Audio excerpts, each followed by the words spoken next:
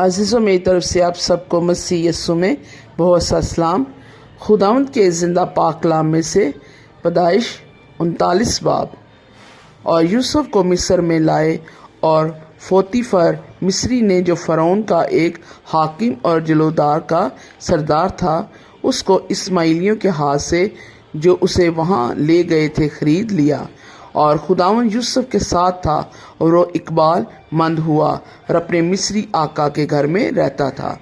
और उसके आका ने देखा कि खुदावंद उसके साथ है, और जिस काम को वो हाथ लगाता है खुदावंद उसमें उसे इकबालमंद करता है। चुनाचे यूसुफ उसकी नज़र में मकबूल ठहरा, और वही उसकी खिदमत करता था। और उसने उसे अपने घर का मुख्तार बनाकर अपना सब कुछ उसे सौंप दिया। और जब उसने उसे घर का और सारे माल का मुख्तार बनाया, तो खुदावंद ने उस मिस्री के घर में यूसुफ की खातिर बरकत बख्शी, और उसकी सब चीज़ों पर जो घर में और खेत में थी खुदावंद की बरकत होने लगी। और उसने अपना सब कुछ यूसुफ के हाथ में छोड़ दिया, और वो रोटी के जैसे वो खा लेता था, उसे अपनी किसी चीज़ का होश ना रहता। और यूसुफ खूबसूरत और हसीन था। इन बातों के बाद यूँ हुआ कि उसके आका की बीवी की आंख यूसुफ पर लगी, और उसने उससे कहा कि मेरे साथ हम बिस्तर हो। लेकिन उसने इनकार किया और अपने आका की बीवी से कहा कि देख, मेरे आका को खबर भी नहीं कि इस घर में मेरे पास क्या क्या है, और उसने अपना सब कुछ मेरे हाथ में छोड़ दिया है।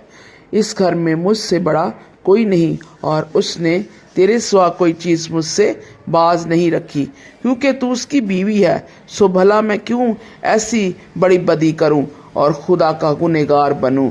और वो हर चंद रोज़ यूसुफ के सर होती रही, पर उसने उसकी बात ना मानी कि उससे हम बिस्तर होने के लिए उसके साथ लेटे। और एक दिन यूँ हुआ कि वो अपना काम करने के लिए घर में गया, और घर के आदमियों में से कोई भी अंदर ना था। तब उस औरत ने उसका पैरहन पकड़ कर कहा कि मेरे साथ हम बिस्तर हो। वो अपना पैरहन उसके हाथ में छोड़कर भागा और बाहर निकल गया।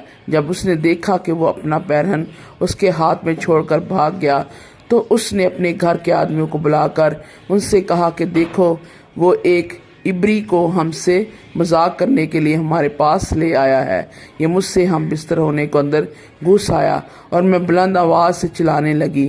और जब उसने देखा कि मैं ज़ोर ज़ोर से चिल्ला रही हूँ, तो अपना पैरहन मेरे पास छोड़कर भागा और बाहर निकल गया।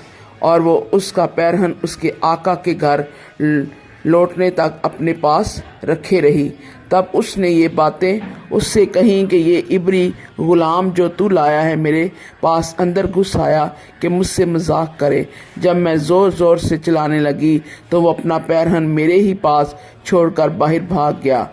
जब उसके आका ने अपनी बीवी की वो बातें जो उसने उससे कहीं सुन ली कि तेरे गुलाम ने मुझसे ऐसा ऐसा किया, तो उसका गज़ब भड़का, और यूसुफ के आका ने उसको लेकर कैद खाने में, जहाँ बादशाह के कैदी बंद थे, डाल दिया। सो वो वहाँ कैद खाने में रहा।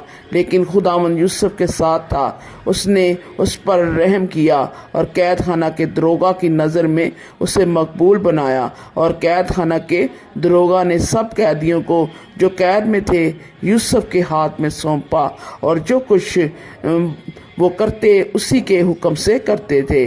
और कैद खाने का दरोगा सब कामों की तरफ से जो उसके हाथ में थे बेफिक्र था, इसलिए कि खुदावंद उसके साथ था, और जो कुछ वो करता खुदावंद उसमें इकबाल मंदी बख्शता था। खुदावंद के ज़िंदा पाक कलाम के वसीले से खुदावंद खुदा आप सबको बड़ी बरकत दे। आमीन।